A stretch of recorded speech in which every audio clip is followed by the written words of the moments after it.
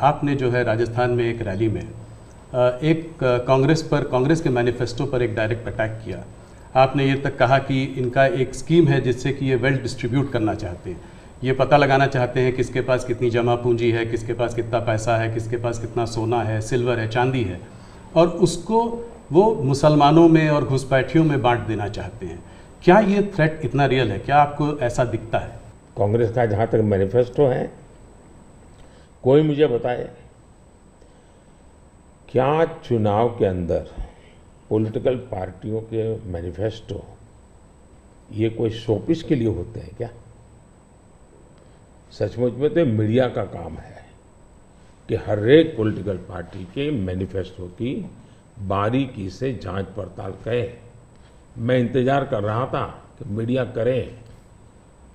पहले दिन मैंने एक कमेंट तो कर दिया था जी। मैं कोई आज कर नहीं रहा जी।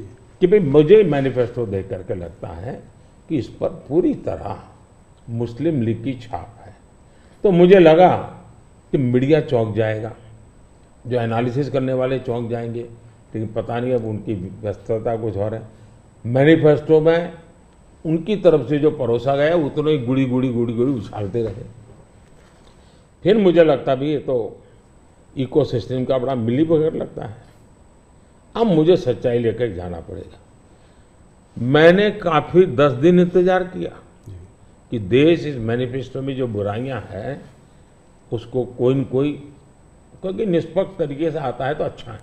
2006 का एक वीडियो जो वायरल हो रहा है जिसमें मनमोहन सिंह जी ने कहा है कि गरीब मुसलमानों का पहला अधिकार रिसोर्सेज पर है, ये उन्होंने साफ कहा है। आपने उसको मैनिफेस्टो में भी ये बात पॉइंट आउट की है कि ओबीसी रिजर्वेशन का जो है पार्ट लेकर वो मुसलमानों को दे देना चाहेंगे, और 2004 से 2014 के बीच में उन्होंने 4-5 बार ऐसा करने की कोशिश की भी है। अरे भाई, ये तो बड़ा इंटरेस्टिंग सवाल आपने पूछा है। जरा मेरा जवाब लंबा हो जाएगा, लेकिन देश के लिए मुझे बताना पड़ेगा। बताइए। आप कांग्रेस का इतिहास देख लीजिए। 90 के दशक से ये मांग उठी है देश में।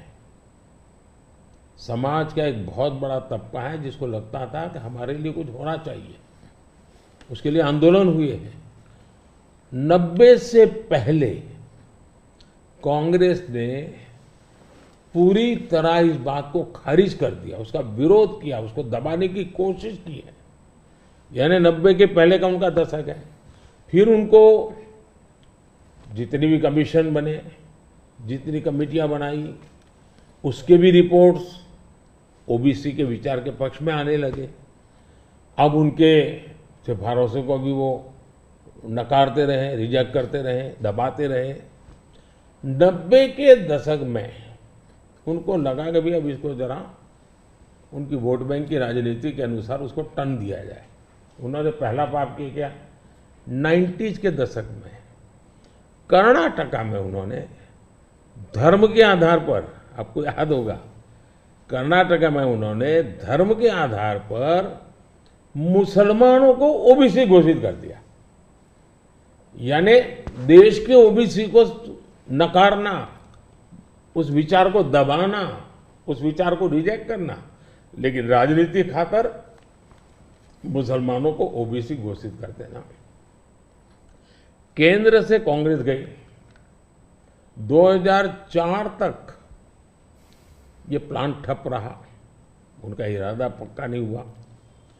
2004 में वो फिर आए, तो आते ही आंध्र में मुस्लिम को ओबीसी कोटा ये देना तय कर लिया। मामला कोर्ट में जाके उलझ गया। अब ओबीसी के 27% जो आरक्षण में मिला हुआ है, भारत के संसद ने दिया है, संविधान के मूलभूत भावना के प्रकाश में दिया है। 27% शहद लगाने की उन्होंने तैयारी कर दी, डाका डालने की कोशिश की। 2006 में नेशनल डेवलपमेंट काउंसिल की मीटिंग हुई थी, एनडीसी की। मनमोहन जी के बयान पर बहुत बड़ा हंगामा हो गया। 2 साल कांग्रेस पूरी चुप रही। 2009 के घोषणा पत्र में फिर से इसका जिक्र किया। 2011 में कैबिनेट नोट है इसका। 2011 के कैबिनेट नोट में ओबीसी के 27% हिस्सा डाका डाल करके उसमें से मुसलमानों को दे देना उन्होंने तय किया जी। 2012 यूपी चुनाव में भी उन्होंने इसकी एक असफल कोशिश की, फायदा नहीं हुआ। 2012 आंध्र हाईकोर्ट ने इसको रिजेक्ट कर दिया, रद्द कर दिया, कानूनी जजमेंट आ गया। एससी में गए, सुप्रीम कोर्ट में गए, वहां भी उनको कोई रिलीफ नहीं मिला। 2014 के घोषणा पत्र में भी धर्म के आधार पर आरक्षण की बात कही है, जबकि हिंदुस्तान का संविधान जब बना तब तो कोई आरएसएस वाले, बीजेपी वाले संविधान सभा में नहीं थे। बाबा साहब आम्बेडकर जैसे लोग बैठे थे, पंडित नेहरू जैसे बैठे थे, सरदार वल्लभ भाई बैठे थे, देश के कई महापुरुष बैठे थे।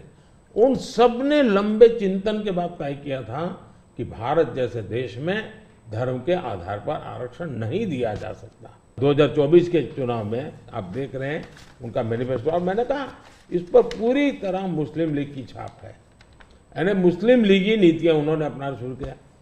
अब ये जो उन्होंने स्थितियां बनाई हैं, मुझे बताइए कि देश के लोगों को ये जिस प्रकार से संविधान की धज्जियां उड़ा रहे हैं, जिस प्रकार से लोग बाबा साहब आम्बेडकर को अपमानित करते हैं,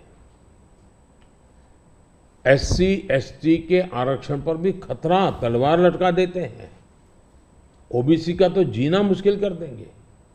क्या मुझे देश की जनता को प्रशिक्षित करना चाहिए कि नहीं करना चाहिए?